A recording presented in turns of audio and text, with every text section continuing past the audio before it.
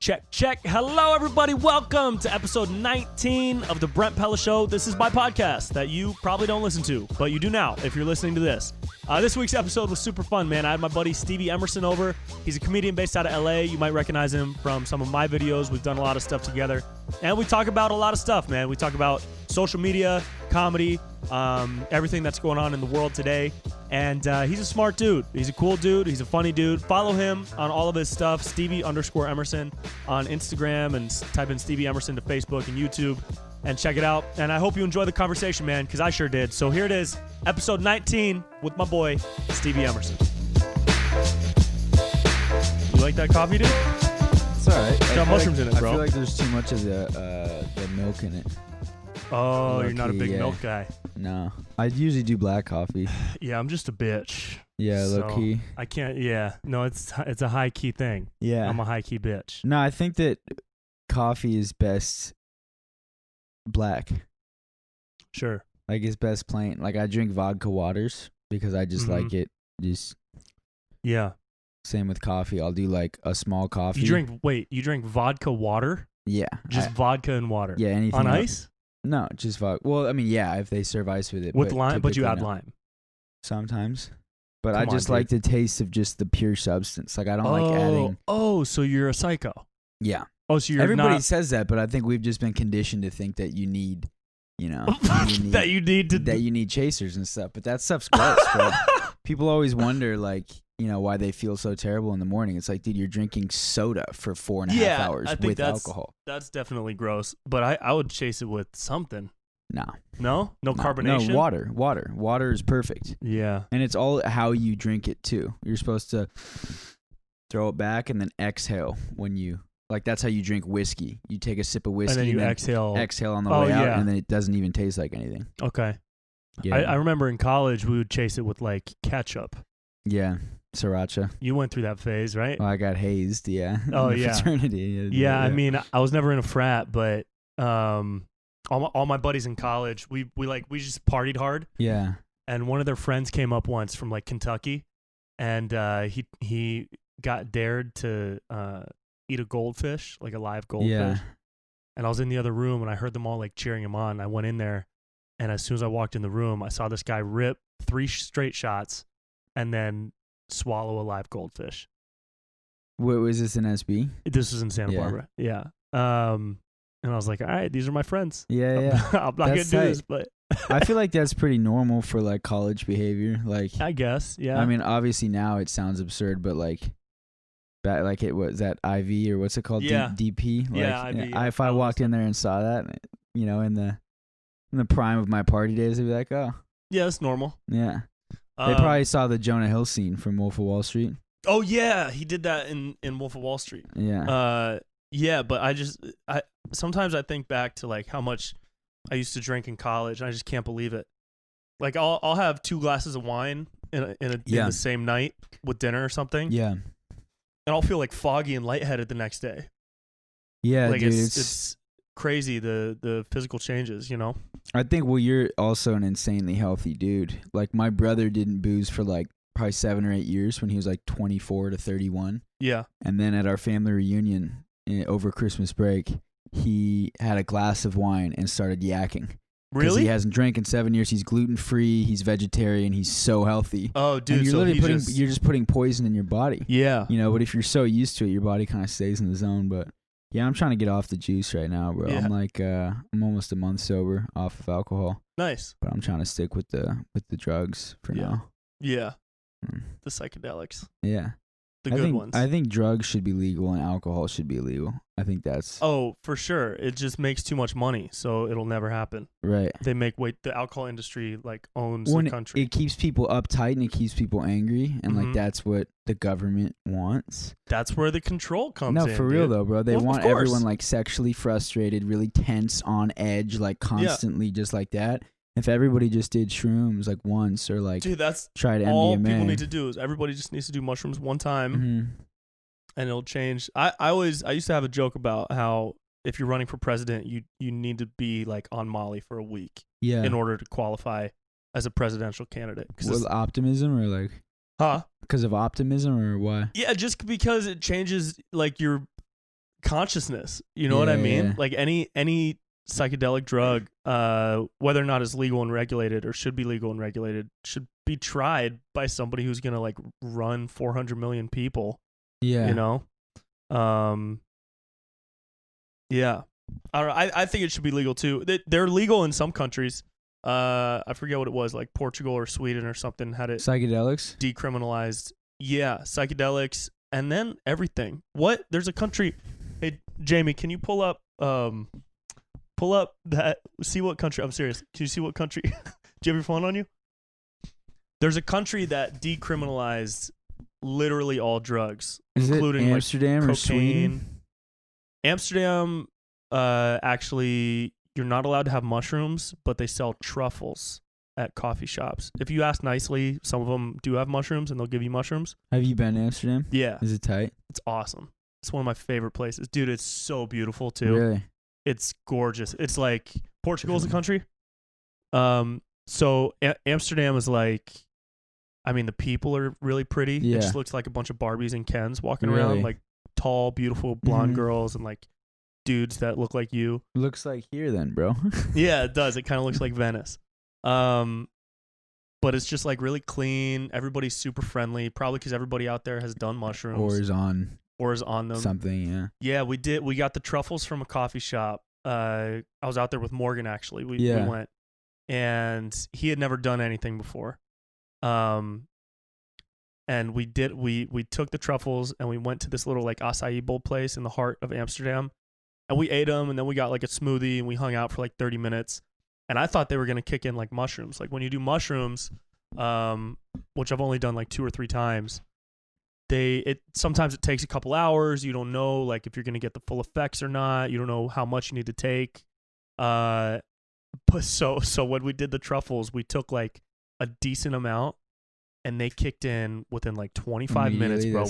We walked out of the juice bar, and like it was like we heard construction. People were riding their bikes and like ringing bells. People were like laughing in the street. There was music playing, and there was so much like stimulation. Yeah. We just looked at each other and just burst out like laughing. How long did it last, the high? About 2.5 hours. Oh, that's cool. So and it it's wasn't not like you're waves. trapped for. Yeah, and it also isn't like you're not like seeing the Pink Panther fly by in the clouds. You know what I mean? Unfortunately, that'd be cool. There's probably stuff out there where you can have that happen. Right. But it was just like, for me, I can only speak from my experience. It just makes you think different, you know? So we got on our bikes. We rode around this like huge, awesome park in the middle of Amsterdam. It was super pretty, really nice. We were in nature. Yeah. It was a good time. Yeah, dude. I think you should definitely like change your train of thought here and there. Mm-hmm. But I feel like it's necessary to do it like once a year. Like I try and do drugs like once a year. Yeah. Like try and do drugs once a year, because I haven't done anything like that in like a year and a half now, and I feel myself going back to normal, and I almost like don't like it. Yeah. I like being a little like thinking a little outside the box. Yeah. Well, yeah, because that's what they used to do, you know, hundreds or thousands of years ago when people were, I don't know, in tribes or whatever. They would have those like yearly ceremonies where they would drink ayahuasca or whatever it was. Dude, yeah, I'd be down to do that. That's a different level. I've never done that, but that's like my brother's done it like 3 times. No way. At the first time, it's like, okay, yeah, you're enlightening your spirit and this and that. By the second, it's like, at what point are we just getting messed up on drugs? Like, yeah, and ayahuasca feels like that to me, from what I've heard. That feels like something you do once in your life. Yeah, because it's so life changing. My brother did ayahuasca with no chasers, with no with soda, water, with no coke. Yeah. My buddy did. He did the toad. Yeah. Where you lick the frog or really? Whatever. Like he actually did that. What was it or like? It was frog poison or something. Yeah. I forget the specifics. Was it sick? He said he like he like was puking. He had like diarrhea and like he was just sick for like a week. Really? But did he like think different? Or was he just pooping? Yeah, he came out of it with some pretty changed like life affirmations, I think. He said he would not do it again, but he's glad that he did it. Right. I had another buddy go to Peru on like a week-long ayahuasca retreat. Yeah. Did ayahuasca for a week? Yeah, so the way he described it to me, and I'm sure there are different like things that can happen, but the one he did was he prepared his body for like 2 weeks before, right? Changed his diet and everything. And then he went out there and he had a shaman, and he was with a group of like 9 people or something. And they would do it one day, and it lasts like hours, lasts like a full day. And then the next day they would have like a meeting with the shaman, and they would just be in the jungle, like recuperating. And then they would do it again, and this they would do is it. Peru, like, you said? Yeah, that's where he did it. Yeah. That's where my brother did it. Yeah. He might have been in the same group. Oh, shit. With the boy. Wow. What if they're the same person? I wouldn't be surprised, but Yeah. who knows at this point what's going on? Yeah. As far as like the Earth and whatnot. It's a simulation, dude. Probably. We're all just trapped inside of it. Yeah, it's pretty weird, dude. It is weird though when you think of like everything that's happened this year. Dude, I was thinking about it. I was going into my apartment in North Hollywood. I think it was like January or February. And I forget why I thought about it, but I was like, wait a minute. Comedy isn't even funny. Like, nothing is really funny. Yeah. It's literally just making references and thinking of things we've been brainwashed to think and believe, and just pointing them to each other. Yeah, pointing out specifics that are relatable. Yeah, and it's like, that's not funny. Like, that's just... There's no such thing as funny. Yeah, you know what I'm saying? Like, it's just like, oh, you're supposed to laugh at that because those don't go together. And right, like even like watching like the masters of comedy, like Louis C.K. and stuff, like watching his new special, like some of this stuff, I'm like, it's hilarious and I'm laughing, but I'm like, it's not funny. He just said 2 things you're not supposed to say. Yeah. You know what I mean? Once you get to a point where you've been doing this for a long time, I think you start to have the ability to like see through what the person's doing. But it wasn't, I know what you mean, but it wasn't even like that. It was more like a consciousness thing. Like, I was like, we've been programmed to believe that that's funny, or like, that like these 2 things don't go together, whatever it is. But then like I watch like Jim Carrey or like Adam Sandler, like super physical humor. Yeah. And it's like, that's like real. Like, that's like the apes in us that are like, yeah. Do you think because that's breaking that boundary of like what we've been I think programmed? it's just more like primitive. Like, that's the stuff that we've laughed at forever. Just physicality. Yeah. Just slapstick, like, slip on a banana type shit. Yeah. Being goofy. And it's just like, it's so like us at our core, the DNA, how we're biologically wired. Dude. As opposed to like this, I don't know, like I almost feel like writing jokes, like obviously you have to write jokes. I feel like it's like not funny. Like, just be funny. Just be funny. Yeah. How much do you improvise in your stuff? Do you leave room for improv or like in videos or in videos? Do you ever leave room, or are you pretty... We're working. Me and the homies are working on. We try to have a bulletproof script. Like, no matter what, even if we completely smoke the delivery, it's clever and it's well structured and it's well edited. But we're really moving towards a lot of improv. The goal is, I just wanted to spend a couple years like mastering 3-act structure, beats, editing, timing to earn the improv. Like, when I was starting out, like in like 2012, 13, like I literally didn't even write. I thought I was like above it, but I feel like you have to earn the right to improvise, you know? Cool. Yeah, I get that. Same with like stand up. Like, if you like, I'm just going to go to an open mic and see what happens. It's like, that's going to hurt a lot. It's going to be really painful. But if you go in there and then like you kind of riff in between bits, I feel like you get a lot done. But you improvise a lot, right? I do. Well, because I also started with improv and stand up at the same time. Right. So it always kind of intersected.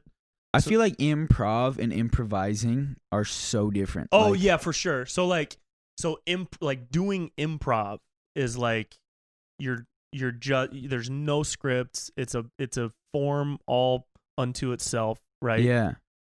But you can take elements of it, of like the act of improv, and inject those elements into writing or into performing. Right, so now when I write out a scene, I'll know, even if a couple lines are weak, I'll be like, okay, that's okay if like I have 1 or 2 weak lines. As long as, like you said, the structure is there. Yeah. I can fuck around for 10 minutes and find something. Yeah, 100%. So I leave room for that. I also like shooting like 30 different takes of a line. Dude, yeah, I noticed that the first time we ever shot. Yeah. When we did the alien thing, you just riffed off like 100 of them. Which is dope, you know, when you're not editing it, homie. I know, yeah. You know where that comes from though? Is I was a PA on a commercial like 7 years ago. Yeah. The director was this guy named Jake Szymanski, who's done a lot of really funny movies, and he was directing this guy in an AT&T commercial, and this was before I'd been making videos. It was right around the time I was like flirting with the idea of doing stand up.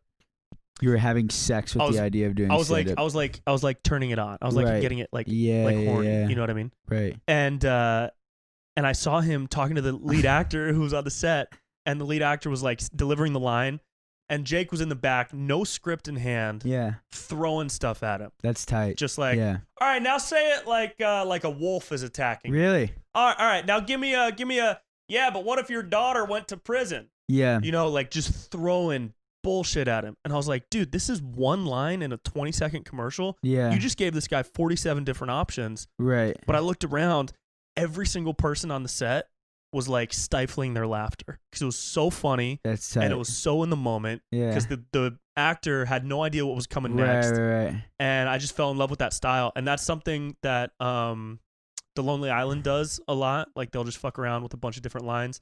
And it sucks when you're editing it, but I think the reason why we used to do that at the beginning, when we were very amateur, and we did that at the beginning, but then we realized that we literally just, I mean, we do have the time, I guess that's an excuse, but we wanted to get, honestly, and now the more that we're talking about this, I'm realizing that there's no right or wrong way to do it, because originally we were like, wait a minute, they don't run real movie sets like that, like we don't get unlimited takes, and it's like, well, my goal is to build an independent production company and never be on a real movie set, so it doesn't. We could do it however we want. Yeah, you do it however you want. Yeah. And a lot of my actor friends like that do real acting. Yeah. They're like, dude, because we've done the line by line. They're like, honestly, man, like it like turns out sometimes better than like two actors running a scene all the way through. Yeah. But we're also doing comedy, so it's like there's obviously a flow to it, but it's more like there's a time and a place for it. I think. For sure, like on a per project basis. Like if you have a scene that's airtight, you're good, right? Which is like all of your scenes because you don't fuck up ever because you're great. They're so good, man. Really good stuff. Yeah, they're really good, and you're really famous, and people really enjoy you. Yeah, very well produced. Yeah, but people well hate received. me, so I have to try different things.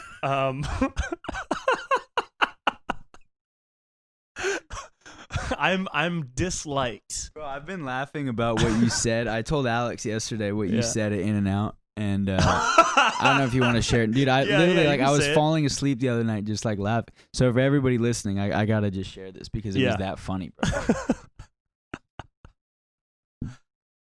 Bro, we just finished filming. This was a long day. This is a long day on Tuesday. Yeah.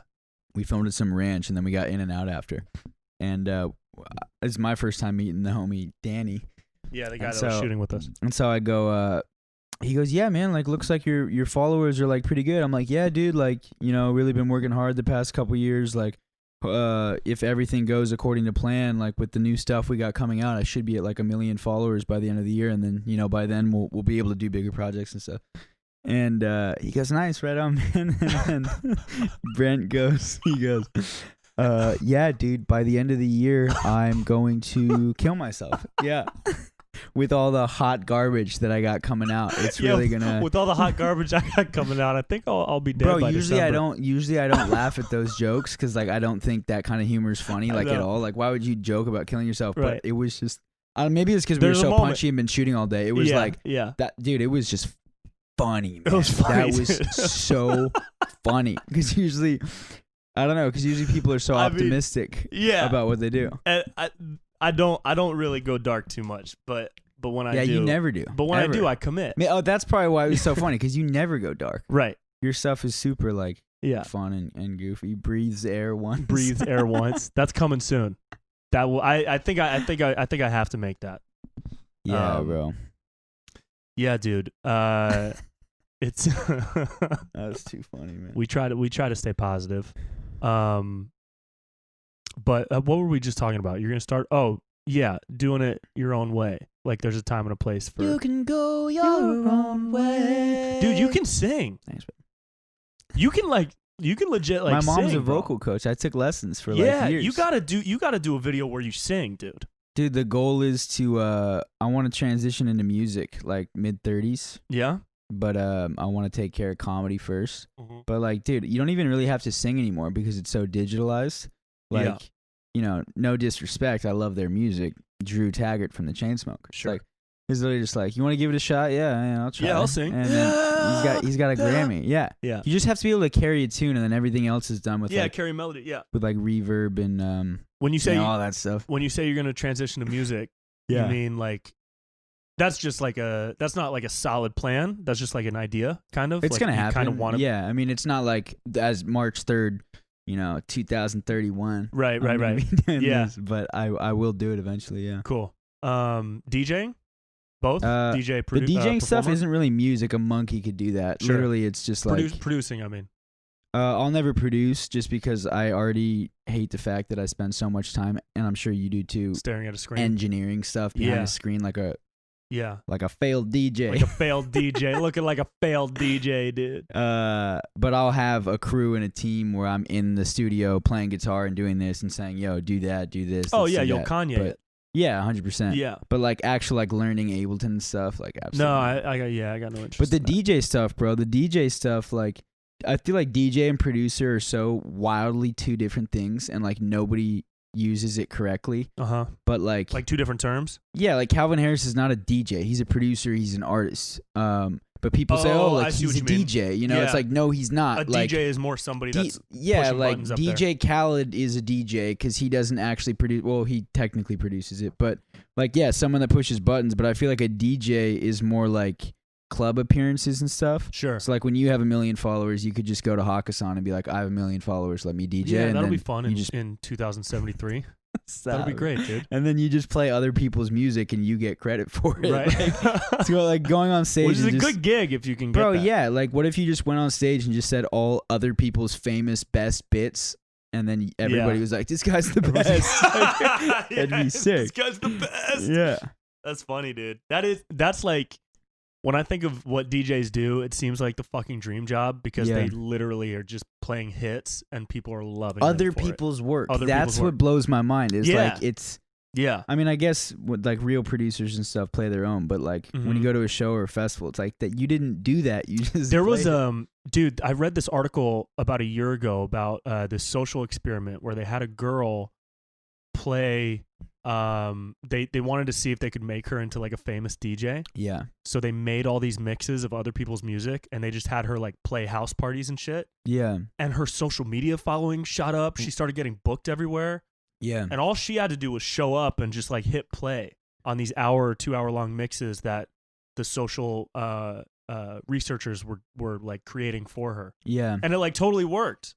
She was like on her way to becoming a famous because DJ. She was a hot girl? Maybe part of it, but more because she was just playing other people's hits the whole time. Right. And they were just seeing like, can we make her famous and she has no talent and not doing anything? Yeah. And it started to get to the point where it was like running her life, and she's like, "Guys, this is too much. I'm becoming a DJ. I want to be a DJ." Oh man, let's look it up. Jamie, can you look that up? I'd actually be very curious because this girl that I've been dating like on and off, she just started producing and she's doing DJ gigs like weekly and stuff. Yeah. And it's very I don't know. It's like it's all in the image. Yeah, here it is. Brand. This is it. Stunning social experiment proves once and for all anyone can be a DJ. I'll send you this. But it's it's crazy. They just like synced up a bunch of EDM for her and they gave her like an image. That's her. She's a hot girl. She's a good looking girl. But they wanted to see she's super hot. If they wanted to see if they could make her a famous DJ without her like doing anything. And they totally The cool did. thing about like I think people are now realizing that headline of that is, are DJs just puppets, which I think traditionally they are like in the past couple decades, but now that like if you go to a live festival or a show, like it's transformed so much that it's like you're actually at a performance now. Yeah, like they actually play, like even the Chainsmokers, there's like real instruments and there's like crowd interaction, they're singing and stuff as opposed to like just pressing play. But right, which is really cool. Like when I saw the Chainsmokers, they had like a violinist come out. Yeah. They had a dude on piano. Sometimes when you're like on a lot of drugs though, it's like annoying. It's like if I was at Coachella once and Marshmello was playing and he like started playing drums. Oh, and really? Everybody started booing. No way. I was like, dude, if I wanted real instruments, I would have gone to Stagecoach. Like just play, just press play. We just want loud synths. We want aggressive noise. Synths, yeah, Marshmello. like it kind of ruins the high. That's funny, dude. Yeah, that's true though. That's true. It could ruin the high.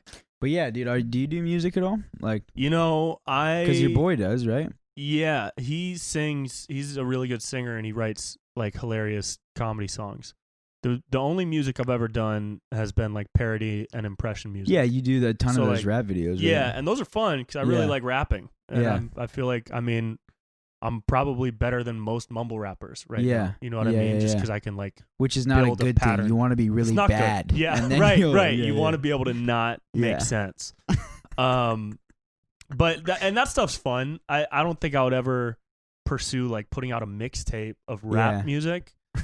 But, I hope not. Because like, but people have said that like on my Eminem videos. Sometimes I'll get comments like, "Dude, you gotta drop a real album," and I just think like, you don't want that. Yeah, you don't want me to rap. Well, there's also like, I feel like so many people are scared to like. I have a couple buddies actually who like are so scared to be 100% themselves with whatever they're doing, so they hide behind the fact that it's a joke.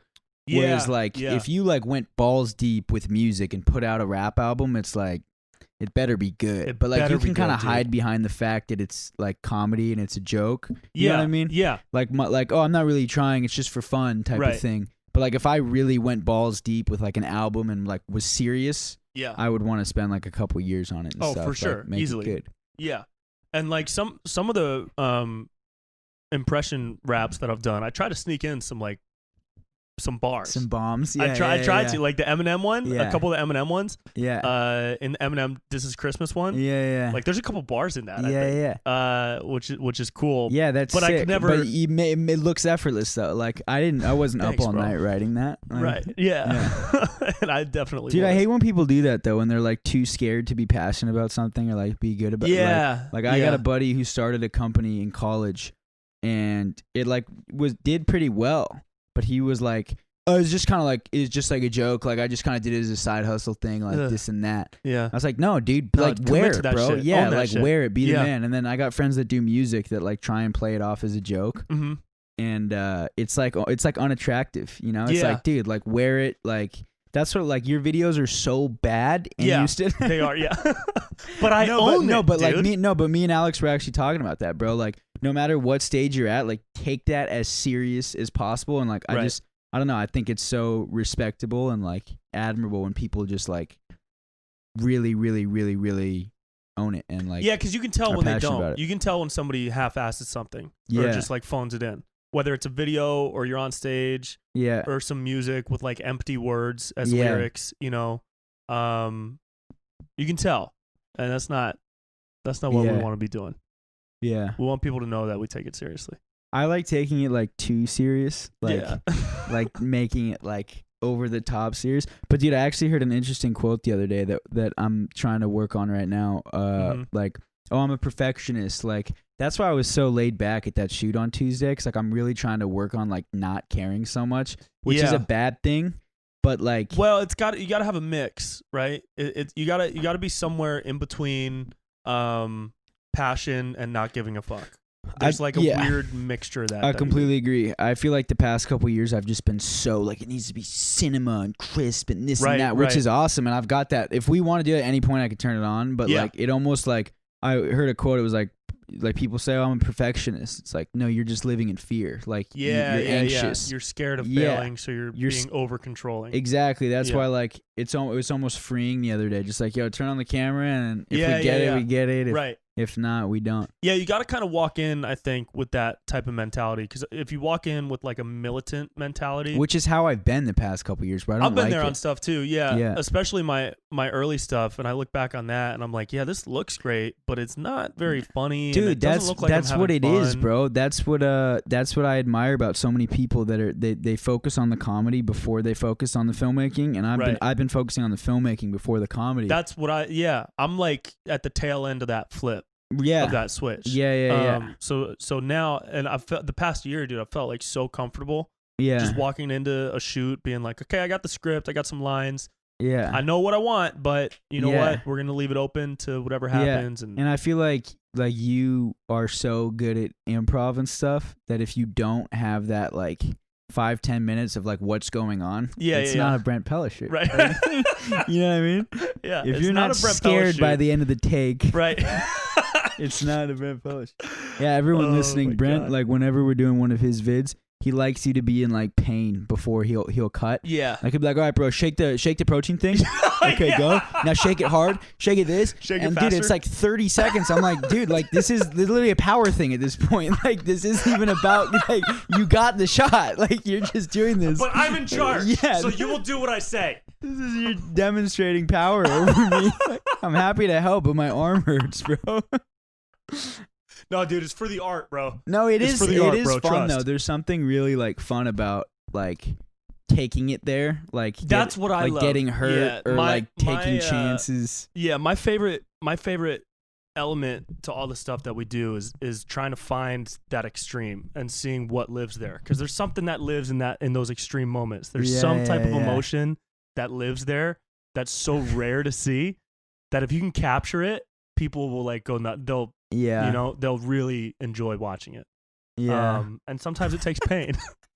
I've hurt myself so many times. I know. When I did the fireworks guy, after we left you in the parking lot and it was just me and Danny, I like begged him to pull over. Stayed? No, I begged him to pull over into a different parking lot so that we could light off a couple more because I just wanted a few more I'm inserts. really glad I split the day rate with you on that. Yeah. All right, now we're going here. Now Yeah. we're going there. Now we're going Just like, Dude, so I begged him to pull over. till 4 a.m. bro. 4 We're a.m., shooting dude, fireworks. Shooting fireworks in the middle of nowhere.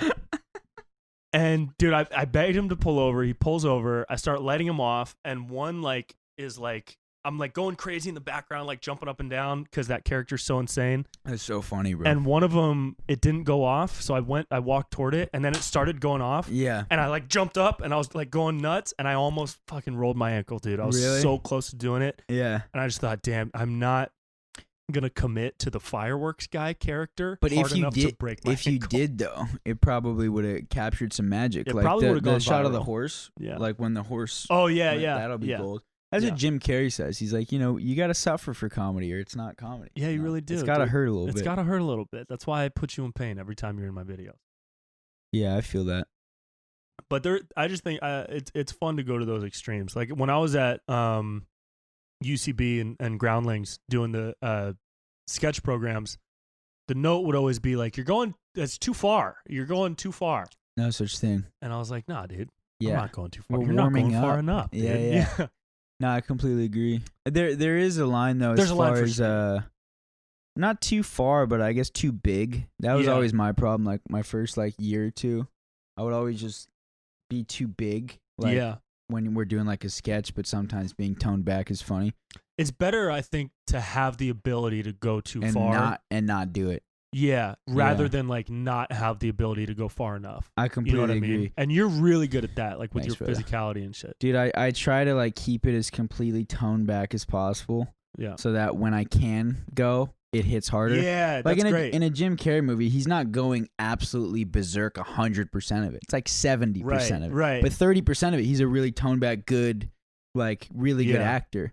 So I feel like I like just being self-taught. I try to master that first Mm-hmm. before going to the big stuff. Yeah. It's actually a piece of advice I got was like, yo, you got the big goofy stuff. Like try and actually be like good at acting. Yeah. Try to act. Before- That's what I got yeah. too. I got told to take acting lessons Really? when I was at Groundlings. She was Did like, you? Yeah. She was like, you're really good with the physical stuff and your facial expressions Yeah. are great. Just but maybe just maybe just like tone act. it down. Like, can I just see you act? And I was like, what? Yeah. Like act like what? Like, Yeah. And she's like, just like kind of try to play. I got told once to try and play. What was the character? She was like, I want to see you as like a mortician, yeah. just somebody who's He's like just there. flat, Yeah. no emotion, no Yeah. facial expressions. And I was like, all right. And so, of course, when I went to play the mortician in the next scene, I was like, yeah, Yeah, and she was so like, you're dead. absolutely Right. not. Yeah. Yeah. She was like, no, sit down. Yeah. But it's Yeah, fun, bro. dude. It's part of the process, Yeah, that's I feel like that's where the writing comes in. Like you have to if you're completely toned back, you really just trust your writing. You know? Yeah. Like it's all in the prep. It's all in the prep, dude. That's right. That's You right. can go your own way. Have you made any music? Just I for made yourself? a ton of music, yeah. Yeah. You haven't put anything out though. I did. So I had a YouTube channel in 2014. Well, I've had a YouTube channel since 2006, but I started like making weekly videos in 2014 to 2016 when I was in college. Yeah. And they were all just so bad and just such trash. And I was drunk the whole time and hungover and just upset and mad with life because I was drinking so much. And then I made all the videos private. So they're still on my channel. Oh, okay. They're all private. The first video on my channel is Dude, Where's My Jewel? Yeah. And then from there, it's like I care about this is the stuff that we actually put work into because I'm like I'll probably make the other ones public. I've in like made a some year. stuff private too over the years. Yeah. The ones that are private are the ones that I didn't give my heart to. Yeah. Or like try, and it's like painful to see. Yeah. But there's a ton of music on there, like a lot. Cool. And then I have like a hip hop album, like 5 songs. Album. Do you rap on it? Yeah. Really? Yeah, but I want music to be. I don't want to do comedy music. I want it to be. You want to like do real serious. music? Yeah. And all that I've done is comedy stuff. Right. Yeah. If I that was the other thing is like I considered making like some rap songs because I just love to write. Yeah. And like sometimes I'll just write random it's shit fun. all the time. I'll write poetry. I'll write like rap lyrics. I'll write sketches. I don't put it all out, but I've written some stuff before and I've been like, man, should I like record this? Yeah. But then I started thinking like if I actually tried to rap, I don't think it would sound good because I wouldn't like try to act hard. Right. But I think it might come off as like like I wouldn't know how to I don't know how to bridge the line between like sounding too hard and sounding authentic. I feel like comedians too, naturally you go to the direction of like fun, goofing off. Funny, like it's like I can't write a song without it turning into just me being a total clown. Right. That's just, exactly. It's just who I am. Right. And every time I start doing it, I'm like, this just isn't. Yeah, this isn't. Yeah. I've written a few songs for like past girlfriends and stuff. No way. Yeah, in high school I was like practicing it. My dad was making fun of me. Told my therapist about that one. I'm just kidding. I've never gone to therapy. I have a great relationship with my dad. Therapy's chill though. Is it? Yeah, I've never gone either, but I know a lot of people who have. I was thinking about going just to give Alex a rest. Is he your main dude that you connect with when you're and my dad having issues? Yeah, that's cool. Him and my dad. They're really the only two people I'll like tell everything to. Yeah, but there's certain people that you have to tell certain things to. You know, like I would never in a million years say certain things about certain people to other friends. Yeah, you know. Mm-hmm.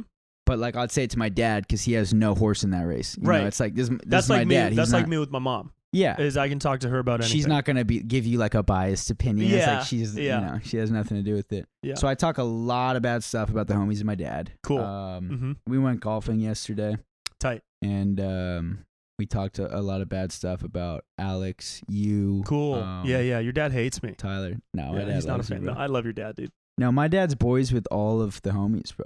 My dad really. Yeah, he's cool.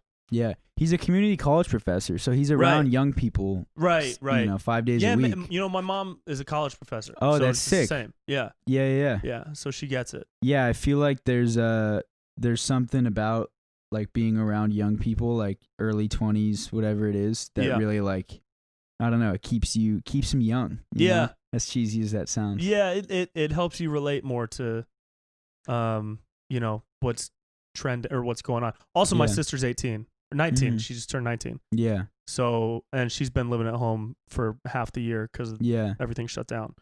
Yeah, so, my dad says he likes teaching young kids because he stays in the now. Like, what do they think now? What's like the trends? Right. Like, you can follow the thought process. Yeah, political trends, whatever it is.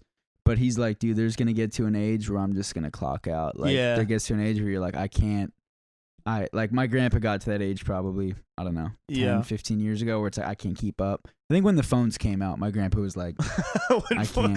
Yeah. Touchscreen phones. He was like, that's it. No, for real. Because he had the cell phone.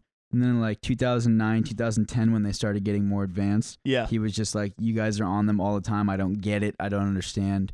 He's like 85 now, 86, 87, 88, 89.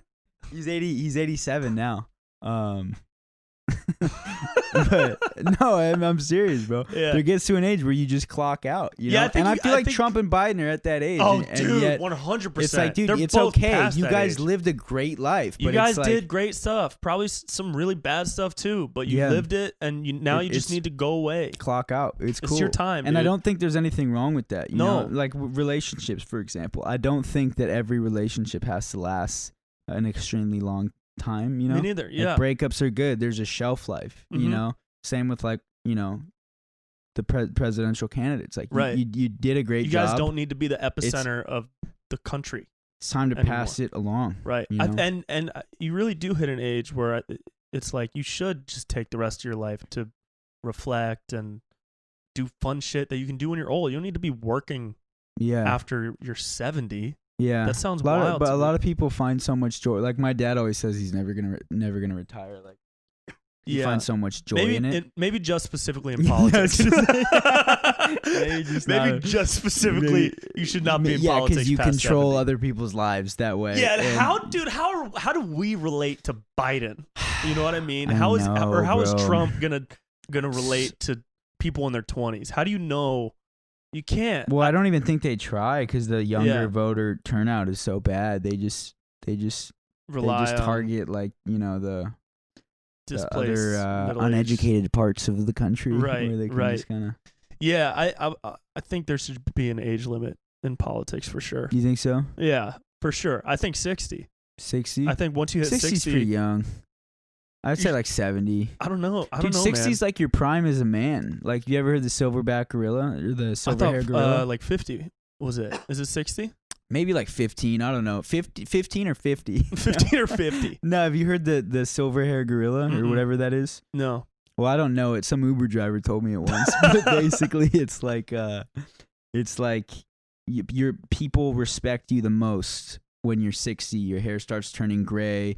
You're old and you've seen the world and you understand how it works, but you're not too old. You're still physically able. You can still lift weights. Like, you're still able as a young person, yet you have all the knowledge of an old person at 60, from like 55 to 70 specifically. Okay. So I feel like I agree with that. There should be an age limit, but I would say between 70 and 75. Okay. I'd agree with that then. Because after that, you're just so out of touch, bro. Yeah, you're just so out of touch. The things that you supported 40 years ago in your political career are completely different now. Like, look back in the 90s when people like, I believe, I'm not sure, but Hillary was like against gay marriage, or she signed something that made it harder. I don't know if that's a fact. Yeah, I'm not sure. I don't know anything about politics, bro. But like, I'm not there's the guy things, to talk to. Right? Or Joe Biden signed that crime bill or whatever it was, or like Amy Klobuchar in Minnesota did some things where she sent some cases to the Supreme Court without looking at them, and they were like police brutality cases.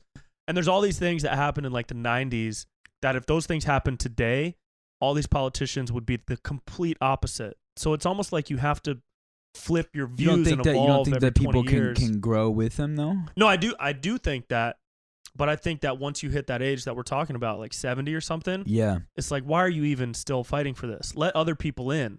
You know, step aside and just let other people younger people take those places that you once occupied, right? So that we can have fresher perspectives. Like, yeah, you know, hypothetically talking to somebody in their 70s, that's a politician.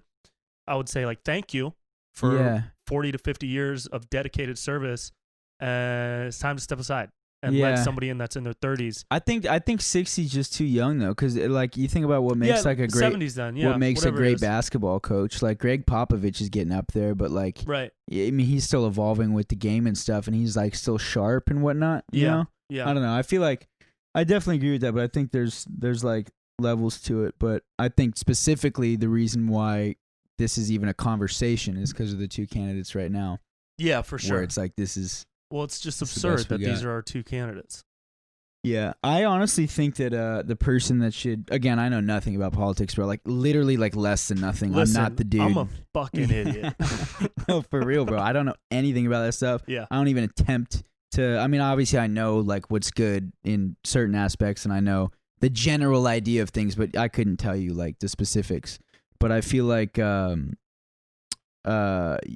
I believe that the president should have to have been in the military, one of the branches, to see how it works and see how things run and stuff like that. Yeah. Or have been in some sort of office before. Like, I think the fact that Trump just kind of came in off the set of Shark Tank, or no, what was it? Apprentice.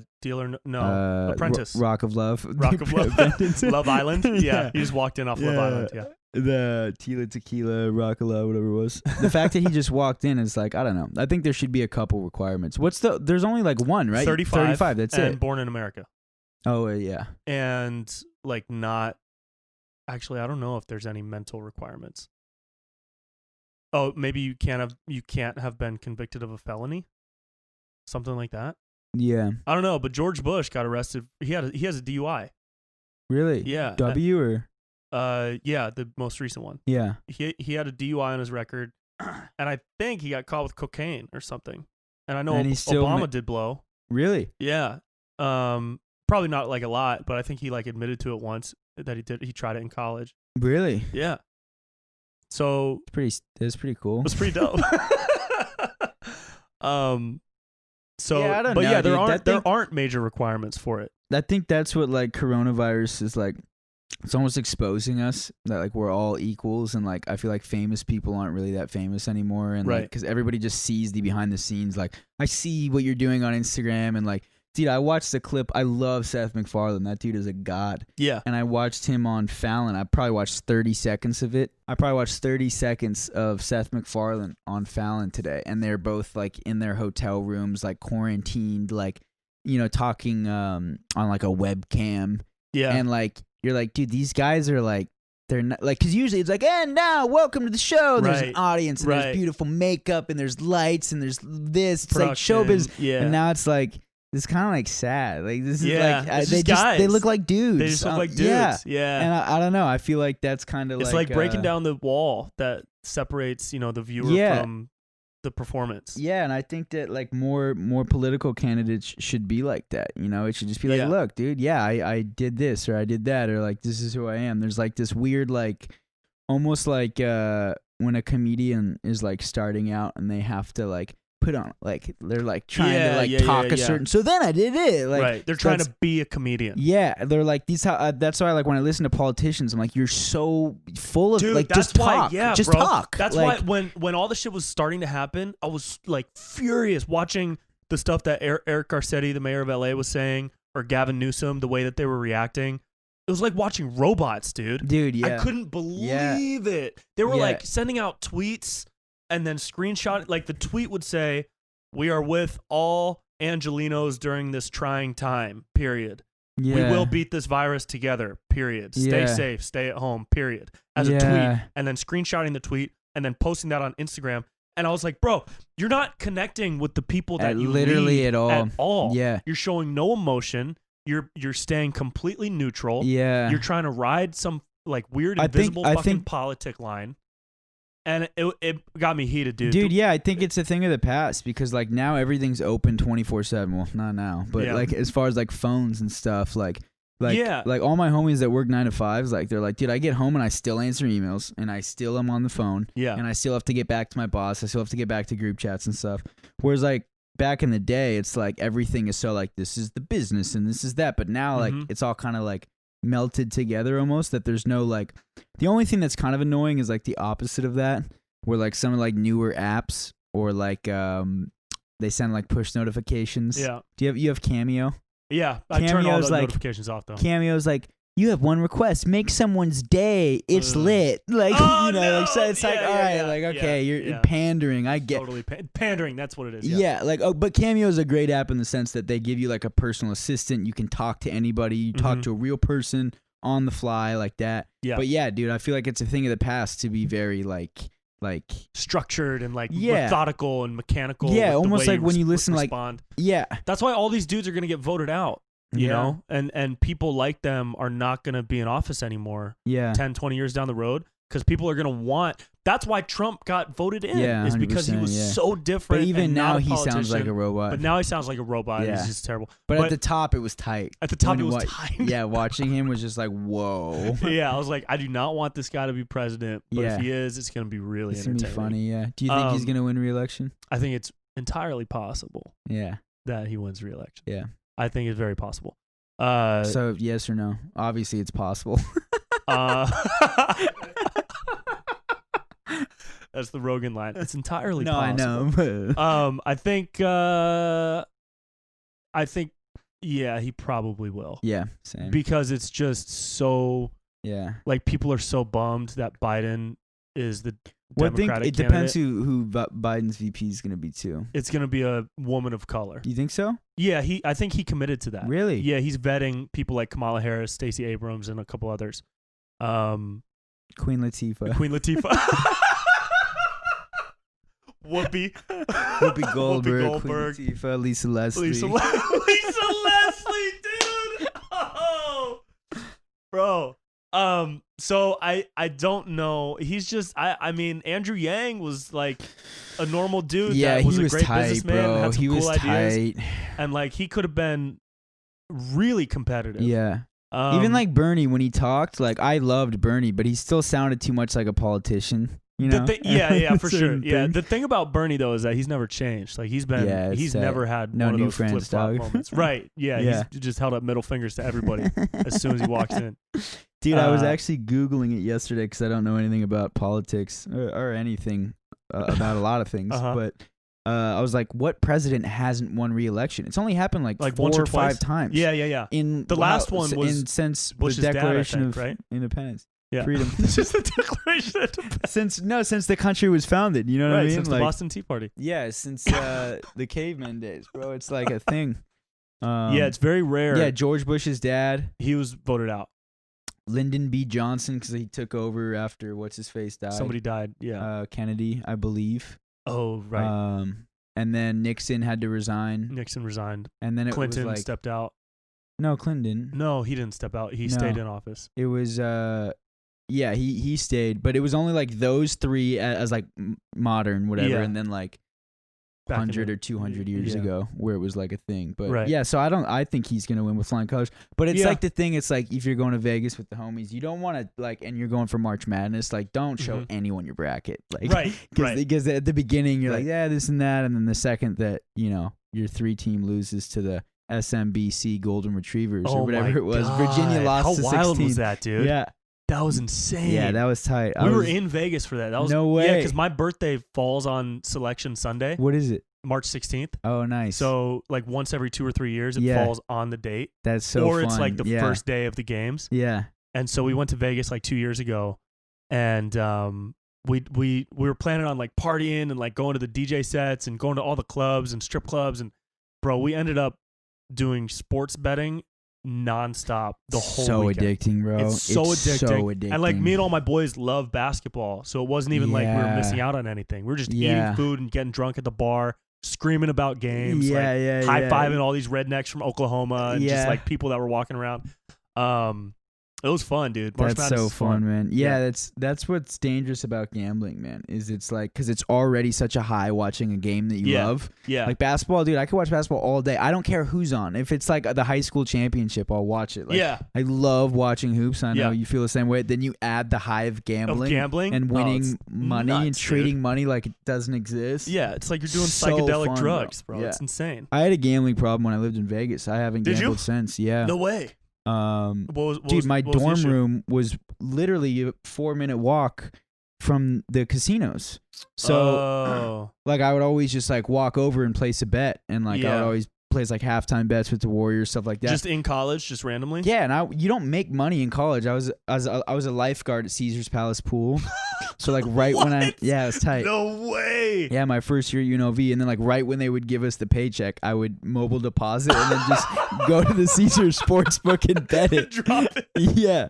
So I'd mobile deposit, then I'd go to the Caesars Sportsbook, and then I lost like I had a couple like 2 like really big wins, which for me at the time was like $110. I was like in my dorm room, like yeah, like freaking out. Yeah. And then I was like, this can't go on. Yeah. Like, this can't continue.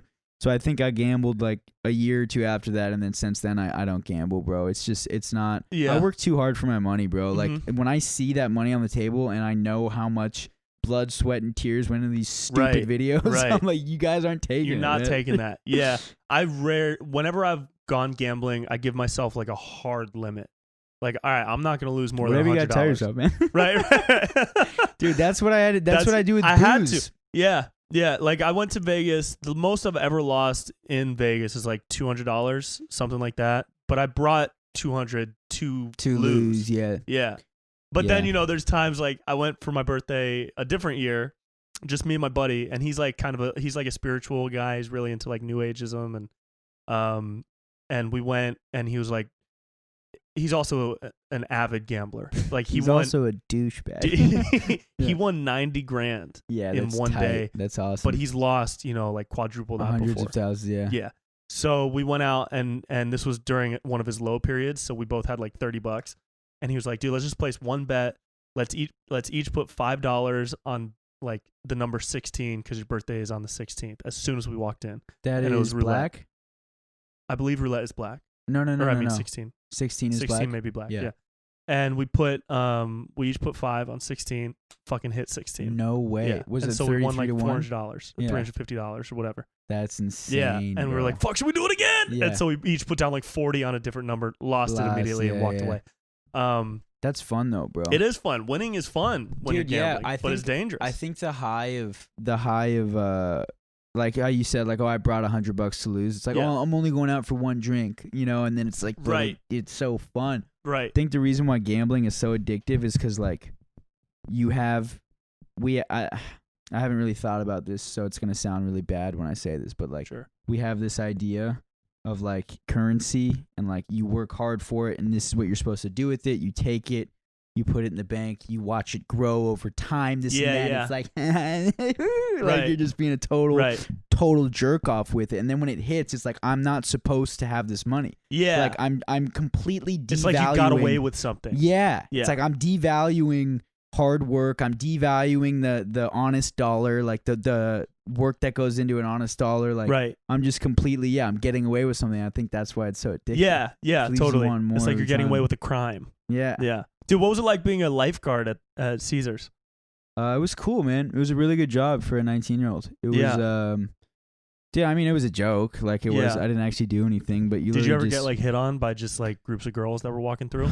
Because I imagine that's something out of a movie where because you're in the Vegas world, right? Like, you're such a cliche part of it. I was pretty chubby at that time. I was drinking a lot. Really? Yeah, dude. I didn't start caring about my health in college till senior year. Yeah. But I mean, I wasn't like fat. I just wasn't like, the chiseled man you see today. Right. You weren't a statue of marble. Right. Yeah. I was no Brent Pella abs. This is true. Raise my credit score. And then eats meat once.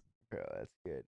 No, but I mean, I got like a couple numbers here and there. Like I'd be on the thing, and then there'd be some chicks, and then there was one woman who it was like a mom, and she was like, "Hey, my daughter thinks you're really cute," and like I got her number, but nothing happened because I didn't have any money because I gambled it over.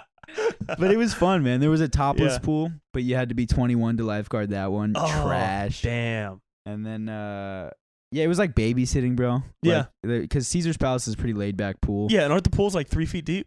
Yeah. Was it one of the party pools where they would like? No. You had to be 21 to do that one. Oh, I see. But it was just like, hey guys, no drinks in the thing. Hey guys, keep it there, and like that's literally it. Dude, we would go to Vegas once a year after college for like the first 4 or 5 years after college as like a boys reunion trip. Yeah, that's awesome, man. And it would be like, bro, we would walk into a daytime Vegas pool party, 12 guys deep, just a flock of bros. Yeah. Walking in. You were the guys that everyone else hated. Dude, they hated us so much. We were the guys in the pool. That's just like when the beat dropped, we would all like splash. Yeah. It was so cliche and bad. I look back on that and I want to like find all those people and just apologize. You know what I mean? I want to get the security footage and track everyone down that was in those pools. This was a phase. It was a phase, you know. Dude. Now I'm the guy that sits back and watches. Yeah. You know. Dude, yeah, there's something really fun about we didn't get in fights or anything, you know? Yeah, just about you and your boys. Yeah.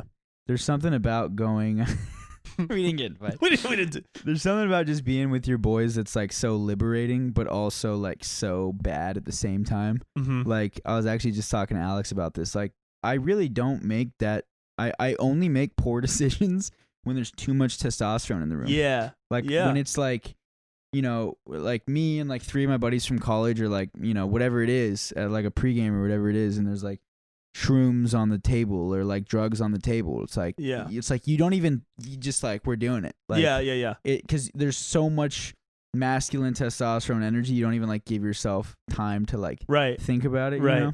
It's almost like it's not good, bro. Toxic masculinity exists. It's a very real thing. It exists, bro. And it's even more toxic when you're around a bunch of dudes, like you said, because it's just like it's almost like you want to like be the alpha. It's like this weird natural dude. Yeah, I thing. Because that's what I was saying, like about the biological thing that we were talking about earlier. Yeah. Like, bro, I think it's so inherent in our DNA to be competitive. Like, we want to win. We want to win. Yeah. And so it's like that's just naturally like when you get all those guys together, and it's like, oh, it's so hard to go get that chick's number. Like, oh, I'm gonna try doing it. You know, it's like that's like a high within itself, and it gets competitive. And yeah, bro, I had to stop. I had to stop hanging out with too many of my homies. I'm just like, dude, like nothing good happens when we're together. We get hammered and we just cause a scene. Like, it's just not good. That was college and right after college for me. Yeah, for sure. Yeah, we would just try to one up each other, whether it was through drinking or partying or girls. I bet you won't do that. Yeah, dude, I'll do a backflip off the roof, dude. I don't give a shit. No, move the mattress, dude. Yeah, you won't. You won't. Yeah, you won't. You won't. That was the best, dude. If anybody said, probably still to this day, they said I won't do something, it's just like, you have to do it. Yeah, like I'm better than you. You just made a huge mistake. Right. And I'm gonna get sick because you won't shotgun that Four Loko. I won't. I won't. Dude, and the thing in college was we said Phi Alpha because that was our fraternity, and Phi Alpha meant like, do you swear on everything? And if you lie on Phi Alpha, you're like, Phi Alpha, I went to the store. Oh my god, that's so frat. Dude. And you didn't go to the store. Yeah. Then there was like this thing that we did on like it was like a ritual thing. So whenever you lied, like we kept track of it. No, you lied on Phi Alpha here, like whatever it was. So what like, was the ritual thing? Don't worry about it. No way! Come on. It was just like give me a hint. You gotta give me something. It was just like a physical thing, okay. just stuff like that. Yeah, you know what I mean? Like, yeah, we just made your kidneys bleed. Yeah, stuff like that. But it was all in good fun. You know? Sure. It's literally what made the experience. You know? Yeah. But it was just like, oh, Phi Alpha, I won't. So if you said Phi Alpha, you won't, and I do it, then I got one on you. Oh, you know what I mean? So I was like, you won't beer bong that Four Loko. Oh, Phi Alpha, I won't. And then like you call your homie out, and then he would go, nah, you might. Like, you know what I mean? Yeah. So if someone said Phi Alpha, I won't, it was like, dude, you're rude awakening, my man. Right. But dude, that's what me and Alex were talking about. We're trying to. That's why I love working with Nikki. We're trying to work with a lot more girls because I just think naturally, like everybody's so, I don't know. It's like a weird day and age where like masculinity and femininity and this and that. I think there's a really good balance between both, and I'm trying to get more feminine energy, like in comedy and writing. I love writing with Nikki. I love getting a female's perspective. Like me too, dude. Nikki is so funny, dude. She's next level, bro. She is so funny, bro. She's like top tier. Like she's gonna be just fine. She's gonna be great. Yeah. She's so funny. Yeah.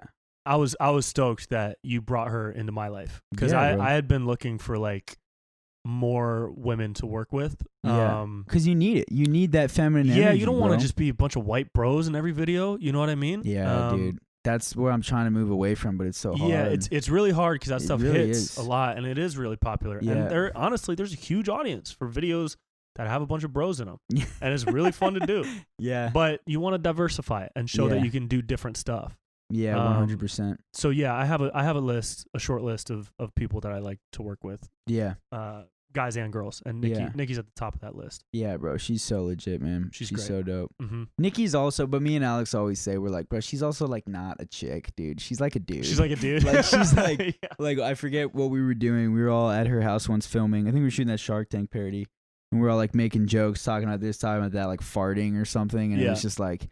But like Nikki's here, it's like Nick, like that's she's part of the crew. Yeah, she's more manly than half of us, bro. Like, dude, her workouts are insane. Yeah, like I wouldn't do any of those. Of her workout. She posts like screenshots to her story. I don't see the specifics, but I know she's just like a psycho when it comes to it. Like 10 miles in like 16 minutes or some insane thing. She's more masculine than a lot. But dude, the toxic masculinity thing, bro, that really does exist. Yeah, and I think that it should be monitored. Like, oh, for sure. I think, well, it should be taught from a young age. Like, I didn't really grow up with that, with the thought of toxic masculinity existing. It should be taught. Yeah, 100%. Yeah, but I think now that more people are just aware of it and are speaking, because when we were growing up, people weren't speaking. It was happening just as much, but people weren't speaking out about it. It wasn't in the zeitgeist as dialogue. It was almost just like expected. Yeah, so now that people are speaking out about it more and more, I hope the next generations are going to be brought up knowing that, and they're going to be able to move away from. I completely agree. I think because obviously there's always going to be a level of like masculinity, but like growing up playing football, bro, I was literally 10, or how old was I? I was 5th grade. I was 11. It was my first year playing football. Yeah, and just like how violent that game is, bro. Tackle football, like violent coaches screaming at us. Yeah. Like learning how to hit. No, you don't stop until like you run full speed, and then like. You're in 5th grade, so you're starting to get a couple pubes. You're talking to the chicks at school. Right. It's like, dude, you got 25, 11-year-old, 12-year-olds that are like there, and you don't, like you said, you don't have anyone monitoring that. Like, dude, the habits start early, man. Really early. Like, oh, now I'm in high school, and like I'm on the basketball team and the football team, and we're talking about what chick you want to get with at the dance, and like again, there's no one monitoring it. Right. There's no one even calling attention to it. It's just kind of like, oh, boys will be boys. Like, yeah, and there's a difference. There's a difference between like talking about what chicks you want to get with and like being disrespectful about it. And toxic about it. And that's, I think, where a lot of parents and teachers and just the dialogue is going to step in more and more. Yeah, I hope it does. I hope it does too. Yeah. I think we're already seeing that. My sister, she's 19, right? She's at Cal Poly, and she's part of this leadership program there. And she showed me a list of words and phrases that could be deemed aggressive or attacking, like microaggressions and things like that. Yeah. Some of them are like a little much. A little over the top. Like if you say, "Hey guys," to like a group of men and women, you're not supposed. That could be considered like a microaggression. We are hot chicks. From Dude, Where's My Car? Yeah. Even that. Even worse. Yeah, you can't get away with that these days. But like they're starting to teach it. Sometimes it's a little over the top. Like there's stuff like that where it's like, but dude, don't get mad at people for saying "Hey guys" if they were saying it innocently. But even that though, bro, like I don't necessarily disagree with that, because it's like, why is that? Why isn't it "Hey girls"? Hey everyone. Like, like why is it "Hey guys"? It's an easy change to make. It's just in the reaction, I think. Like, don't penalize somebody if they weren't being consciously aggressive about it. Right, yeah. Do you know what I mean? Yes. But I completely agree with that, and I think that there's nothing wrong with changing that. Like, people are so close-minded about like, oh, it's just "Hey guys." It's like, no, wait, why is it "Hey guys"? Language evolves, just like people do. Language evolves. I mean, in junior high, we were calling each other homophobic slurs literally nonstop, every other word, bro. dude. Yeah, dude, it was like, bad. Bro, I was looking at my yearbooks from junior high and high school. And I wanted to do a segment on the podcast or like even a video where I read some things that my friends wrote me. Not a chance. Dude, yeah. It's weird because it was just like, it's not like we were like going out of our way to be hurtful. It's like, that's just what you said. Yeah, we didn't mean it. Dude, we didn't hate people that were gay. Yeah. You know? It's just like, oh, that's just the fun. It was on South Park, bro. That was a huge reason, I think. My parents didn't let me watch. My parents let me do literally anything I wanted. The one thing they didn't let me do is watch South Park. Really? Yeah, because like if you're not old enough to understand that show and like the context of it, and like the message, and the satire, it's like it's pretty aggressive and like really bad. Yeah, and I think South Park was like the reason why those homophobic slurs were so were so prevalent, like with young men and stuff, dude. But and it also. It also only took like one person in the friend group saying it for everybody else to start saying it, because nobody was being like taught. It wasn't part of the cultural dialogue, right? To say, hey, you can't call someone that, right? Because this, right? Like but that now wasn't. But now hopefully it is. Now it is, I think. Yeah. But even, dude, even like how I was saying, it's kind of like this natural progression of just like, oh, I played football, and then you go to high school, and then you join a fraternity, and then you do this, and then you do that. It's like.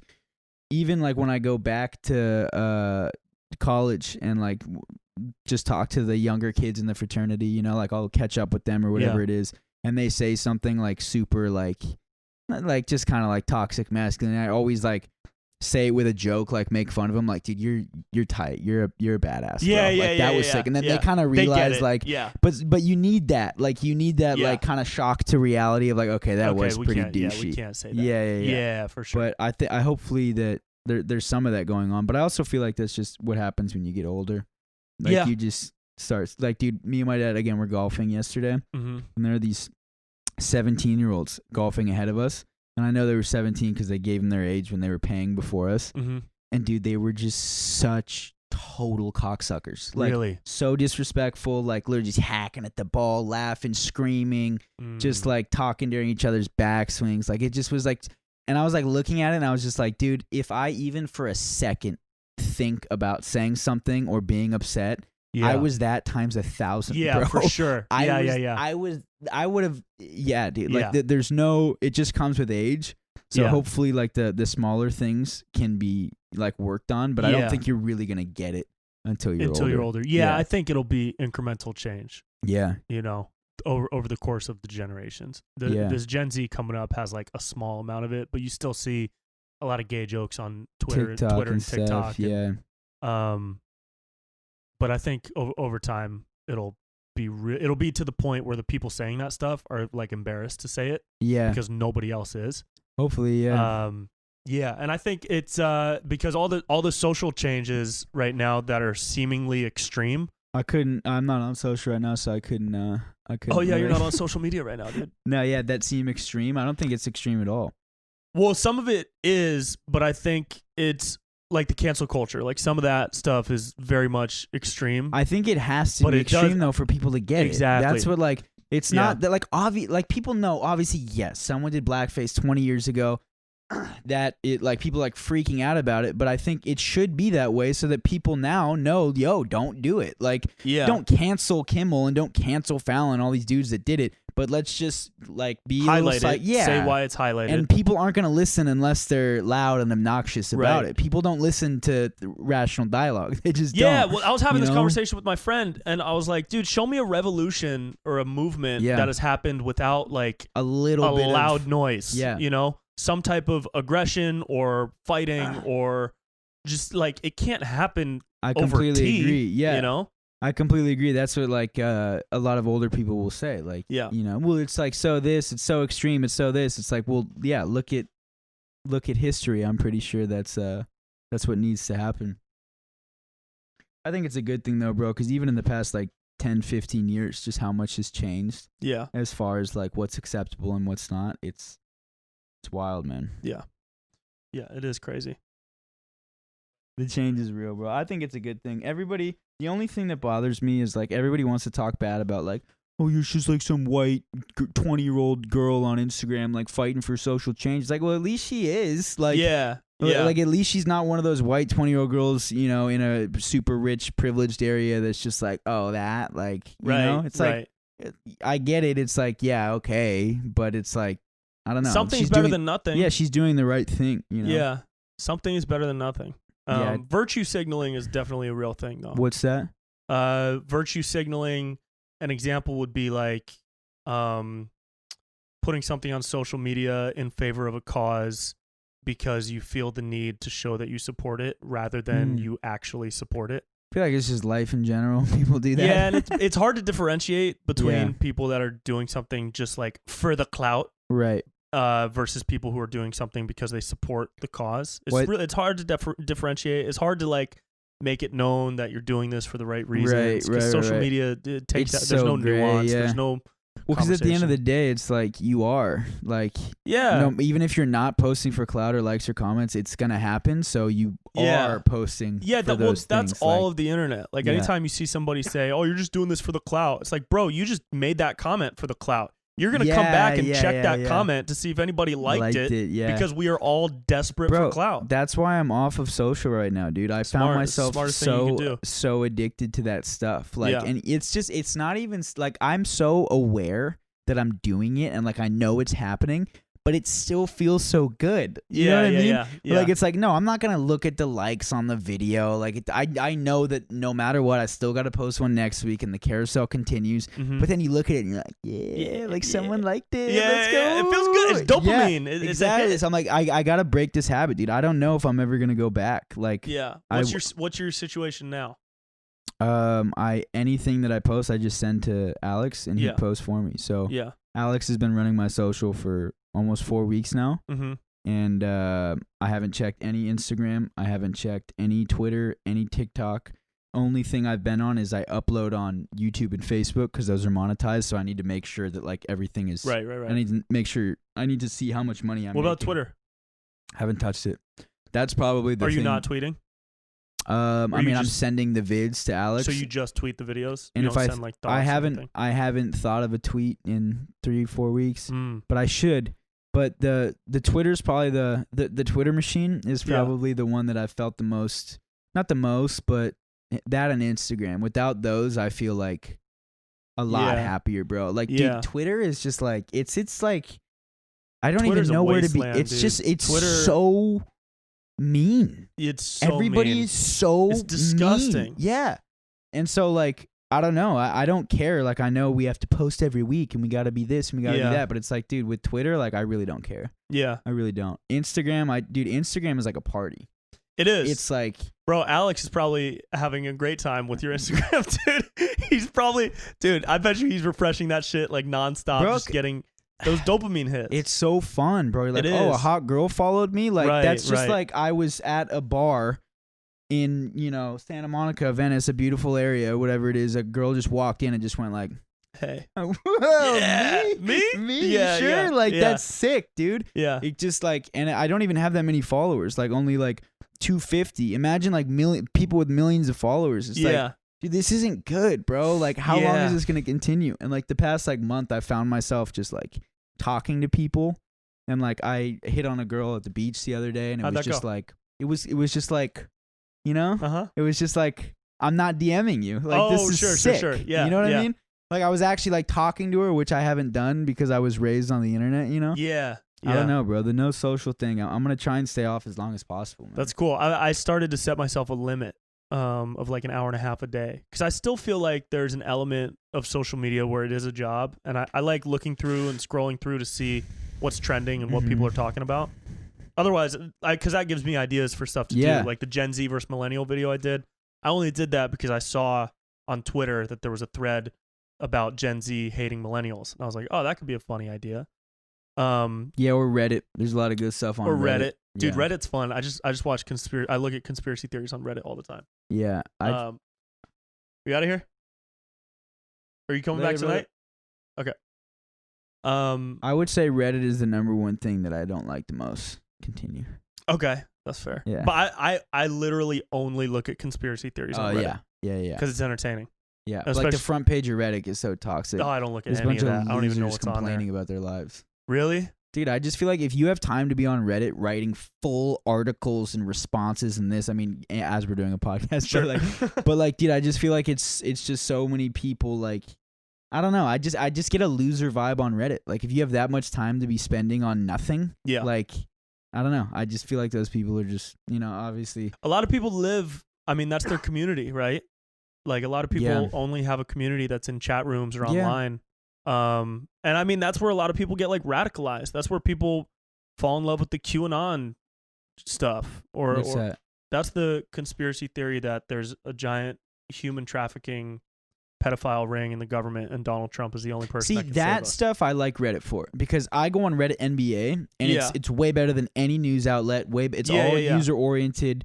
But like it's just the front page, bro. The front page. I never go to the front page. I just feel like that's probably why I don't like it then. The front page I just feel like is just I don't know how to describe it. I haven't really thought about it too much. But I just I think the individual subreddits are good for like more information, but the front page is just a wasteland. Like I feel like maybe the front page is like Twitter. Yeah. It's just it just devolves into some nasty shit. Yeah. Everyone's really civil on Reddit though for the most part, which is pretty cool except for the front page. Except for the front page. Yeah. Yeah. I just go straight to the conspiracies. Just because they're entertaining. Yeah. There's some funny ones out there, dude. There's some funny ones.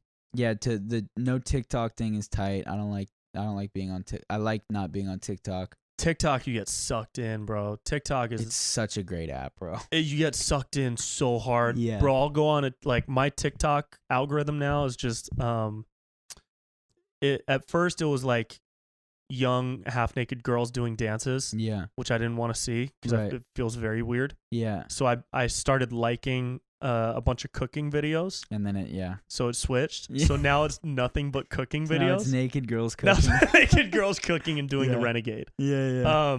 But now it's like That's awesome.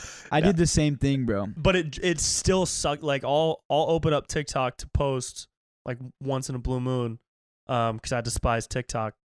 But then I'll like go to the homepage and I'll just end up looking at pasta videos, just old women making pasta or like people cooking steak on cast iron pans. I'll look up at the clock and like an hour has passed. Yeah. I'm like, oh my God. Yeah, I think that's why they call it TikTok, bro. Because the like TikTok on like, the clock and we don't stop. I wasted so much time on TikTok, and I feel like, yeah, bro, that is, I think that is an app that, I mean, it's pretty important to be on as like a creator, a comedian, whatever you want to call it. But I don't know. It's just a weird balance of like, is this benefiting my career? Right. Or am I just wasting a loser on social media right now? Yeah. And so I always, on Instagram, I always made the excuse, no, I need to be on it for this, or I need to do this or that. I'm like, really? Then why are you watching stories right now? I'm like, like, that's the thing, sucks dude. You in so fast, 100%. Bro. Yeah. So fast. As soon as you ask yourself, why am I watching stories for an hour out of the day? I physically, I made a conscious decision to stop looking at people's stories. Yeah. It's garbage. I don't care what you're doing. It's great that you're doing whatever you're doing. I don't care what you're doing. I support you. Yeah. Whatever it is that's on your story, I support it, and I love that you're doing it. But I don't care anymore. I don't want to watch people's cats. Yeah, you know, bro. On their stories. It's so mindless, dude. It's so mindless. And the worst part is I would always make the excuse, like, no, but what if someone DMs me, or what if this, what if that? Yeah. And so there's some validity there, but I never had enough self-control to be able to just get on and off. Like, and if I did, it was like I ended up staying on for like 10, 15 minutes too long, and then it like put me in a weird headspace or whatever it is. But now that Alex is running all my socials, bro, like, I don't know. It's like, I don't know how many likes, views, comments any of the videos the past month have on Instagram. I don't know. And I want to keep it that way, dude. Yeah. Like, I don't want that to form how my next week goes. Right. Like, I want to just pump out I want to give it to the editors. I want to just keep, like, stay in this creative flow, and nothing's going to take me out of it. Yeah. And I just felt like on Instagram, dude, it was just like one thing, then this, and then you DM a girl because she's hot, and then it's this. Like this. Yeah, bro, it's just one thing after. Yeah, looking at the requests, like scrolling through who's messaging me today. Yeah, bro, all that stuff. Yeah. Dude, so it's good to take a break. I don't know how long the no Instagram thing and no social media thing is gonna last. All I know is right now I'm really enjoying it. I need it. Yeah. And I don't know, dude. You look at the most successful people, man. Like, they're not on that stuff. Like, the biggest actors and stuff, and like the biggest comedians, like, they're not on social media. Like, I mean, they also didn't grow up with it though. Like, we're the first generation that's growing up with it. Right. You know. Right. Well, even if you take the people that aren't famous or super successful, like a lot of people that are just happy. The happiest people in the world. That's totally true, man. It frees your brain. It lets you think more clearly because you're not always preoccupied with whatever's happening online. And like, if I found myself looking at it so much that when I closed my eyes to go to sleep, I could see my feed in my head. This was like a year ago. And I was like, oh man, I got to stop. Yeah. And so it started with, okay, I'm not going to look at it 3 hours before bed. And then like now I'm at the point where it's like I'm giving myself an hour and a half a day. Yeah. So I still like to look for trends. Yeah, of course. I think too, I don't know the science behind it, but I think the depth perception thing is it too. It's not like you're looking at that screen or like whatever it is, or you're not at like a baseball game watching it. It's literally like your eyes are focused. Like, look at it. Like, and the blue light thing is real too. Yeah. I do the blue light glasses. I've been doing those for a couple years. Yeah, you inspired me with that. I got a pair of those. Yeah, they're huge. Orange, they're really cool. Yeah, I don't know, man. And it's just like Instagram is just like being at a party 24/7. Like it's images, saturated, crisp, beautiful images, hot girls. It's a false reality. Girls, it's a fake reality. Yeah, dude, and it's just like except for our videos. Just watch our videos. Well, dude, that's what this girl that I've been talking to, she was like, she's like, I actually really admire you because you're capitalizing on the fact that you think everyone's a sheep. And I was like, that every market, bro, you're taking advantage of someone. Yeah. You know, every market, you're taking advantage of something somehow. And I feel like with what we do, it's sad reality, bro, but we're literally preying upon the fact that kids can't put their phones down. Right. And I'm cool with that, dude. I'm fine if they're with not that. going to put their phone down, I'll put my face in front of them, you know? Right. I don't want to be on the phone, but Right. you know, that's why I watch all your stuff on YouTube, bro, because I can actually, like, I don't feel like I'm being sucked into it. That's where I watch your stuff too. I'm like, I watch it all on I'm like, you know, big screen yeah, or laptop. yeah.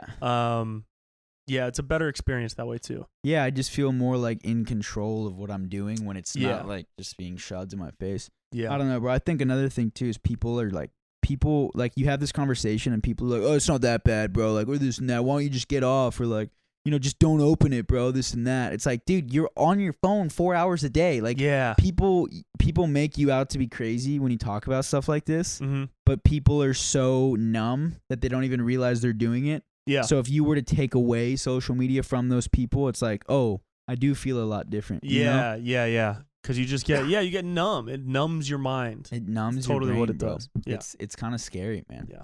That's why you should do mushrooms. Dude, just being alive out in the world, not being on your phone or technology is so awesome. Oh, it's the best, dude. It's so awesome. I mean, nature is a real medicine. So underrated. Nature is underrated, dude. Yeah. I'll take a hit of nature any day. Yeah. That's why I only work out at the beach, because it's like that's pretty insane, it's like dude. Cleansing. Yeah, you know, that's it's awesome. like I get a workout and it's almost like a meditation. Yeah, spiritual. Because you get the vibes of the sea. Yeah, you're lucky, man. You're really lucky.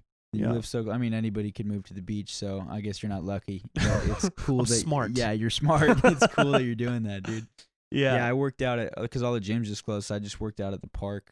Well, even dude, that's nice. Even that's the trees, nice. The air is cleaner. Oxygen, yeah. green, grass. Breathe air, don't care. But people, I think people need to be in nature more, anyways, man. Like just going on hikes or going to if you live within an hour of the beach, go to the beach once or twice a month, and just sit for like a half hour. Yeah. That's what I'm doing on really Tuesday, refreshing. bro. I'm going to the mountains. Are you going to Joshua Tree? No, that's next Tuesday. Oh, okay. What mountains are you going to? Big Bear? Mount Charleston. Whoa, it's where's in Nevada. that? Oh, cool. Yeah, it's about 30 minutes past Vegas. Nice. But yeah, dude, I'm leaving my phone at home. I'm just Amazing. going, and I just want to just be for a second. Yeah, you know? yeah.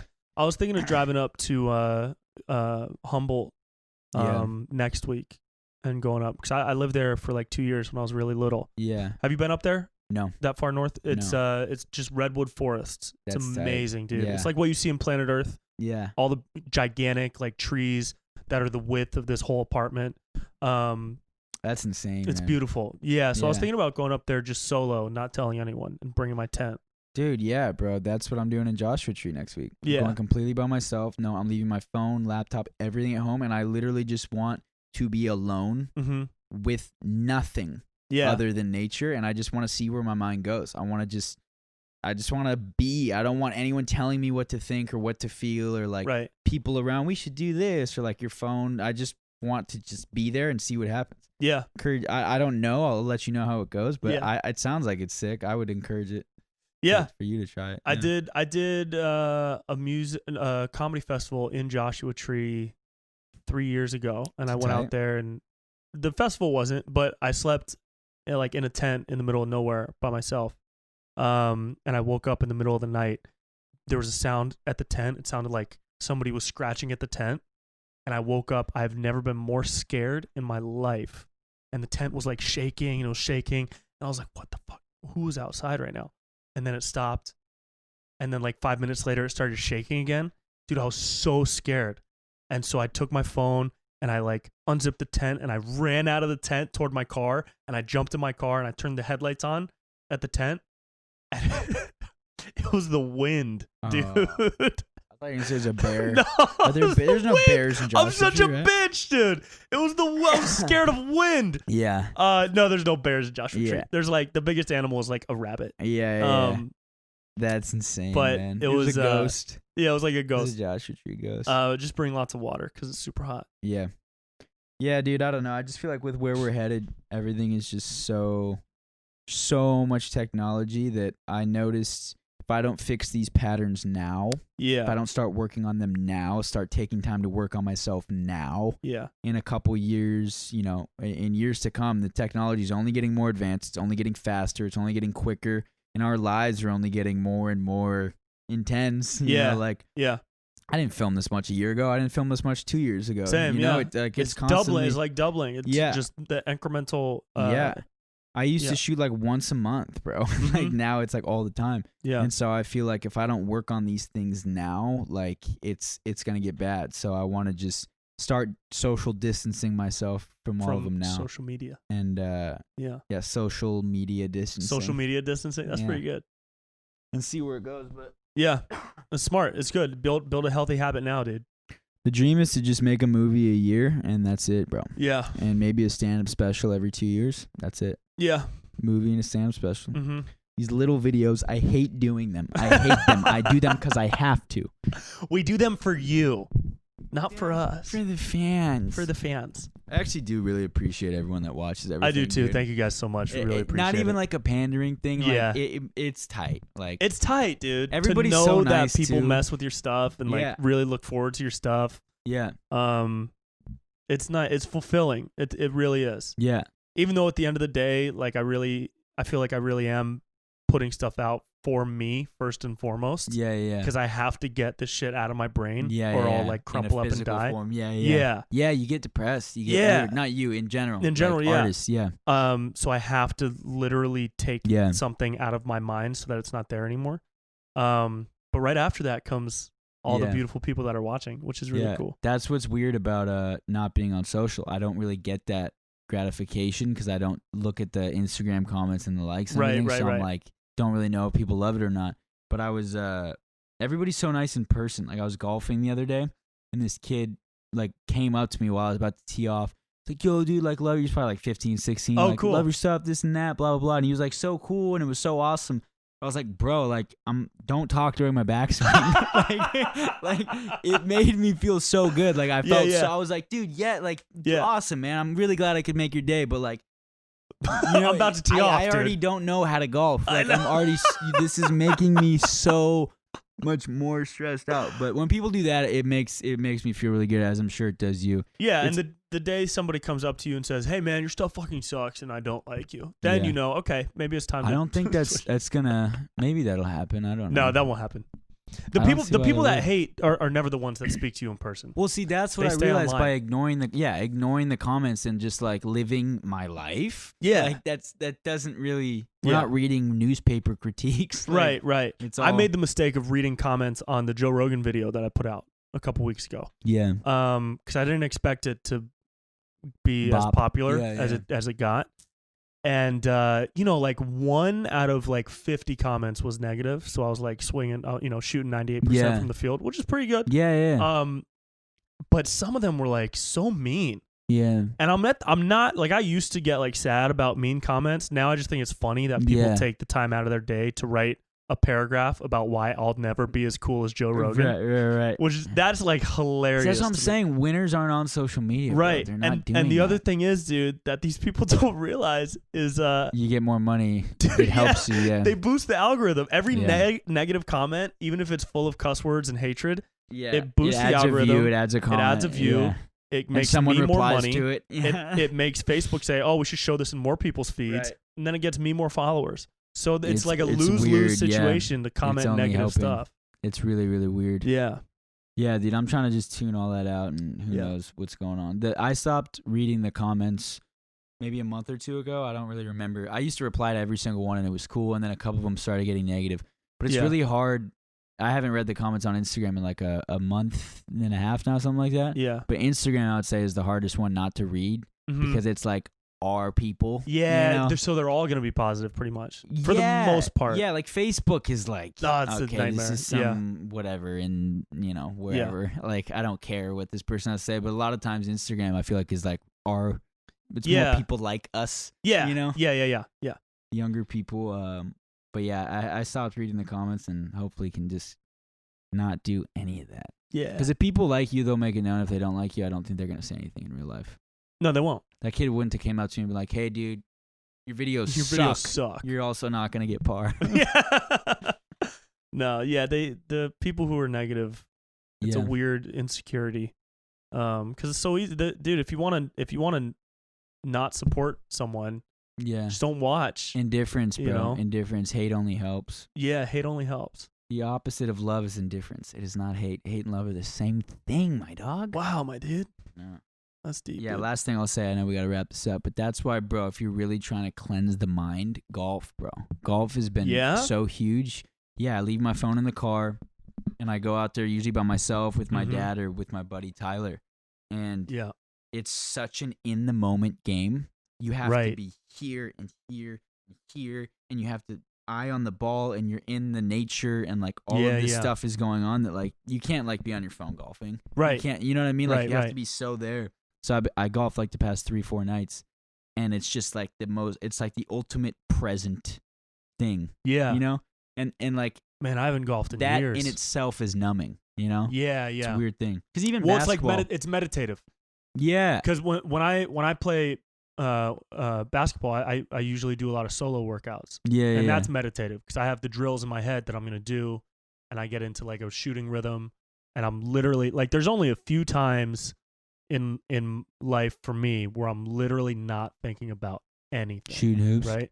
That's playing basketball, receiving blowjobs. and when I'm like deep in a character, you know? Yeah, that's a fun one, bro. Not That's surface a good level point. acting. Yeah. But I'm talking like I'm in a different fucking world, dude. Yeah. Nobody drinks grapefruit White Claws, dude. It's medicine time. Yeah. Yeah, but those are the times. Those are really the times where it's not even like, for me, it's not like I'm a part of this reality anymore. It's completely separated. That's awesome. No anxiety. Bro. That's awesome. It's like the exact opposite of, I mean, it's the same of being on your phone, but you're being sucked into the wrong type of reality because you're with a bunch of other people who are pretending to be in that spot of free numbing, but it's not, dude. Yeah. Yeah, bro. Anytime you want to golf, man, I've been working on my swing. Dude, I would love to. Do you go like a full 18 hole? No, round? I've been doing pitch and putt, just like was that 9. mini golf? No. It's is that like a putting green and a driving range? No, it's like 125 yards. So you bring like a wedge and a putter. So it's literally just like a 120, not a chip, but it's like 120, 130 yards, and then just putt. It's all in. I can't drive yet. I'm trying to get there, but there's a couple good spots, a couple good public spots. Yeah, let's do it. I'm down. Let's golf, bro. Yeah, bro. We should end this because I'll keep talking, bro. We gotta. Okay. Yeah, let's wrap, dude. This is good. This will. I think people will. Yeah, this was fun, man. Fun. Yeah, it's always a good time. Plug the stuff that you don't look at. I'll tell Alex to plug. Tell Alex to plug this everywhere. All right, that's it, guys. We love you so much. Thank you for loving us back. Thanks for watching, fam. Hope everyone's doing well. Huh? Yeah, man. Wash your hands. Okay, love you. Bye bye. Oh, I had COVID. We forgot to say that. Oh yeah, did you want to say that? COVID. Now we can end it there. He doesn't have it anymore. All right.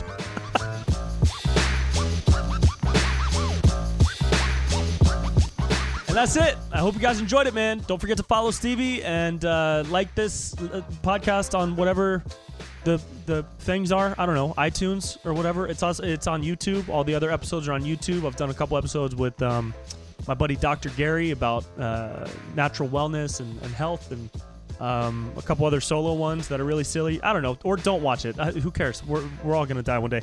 But I hope you have a good day, dude, and I hope you liked this episode. Follow Stevie, follow my stuff, or don't. I don't know.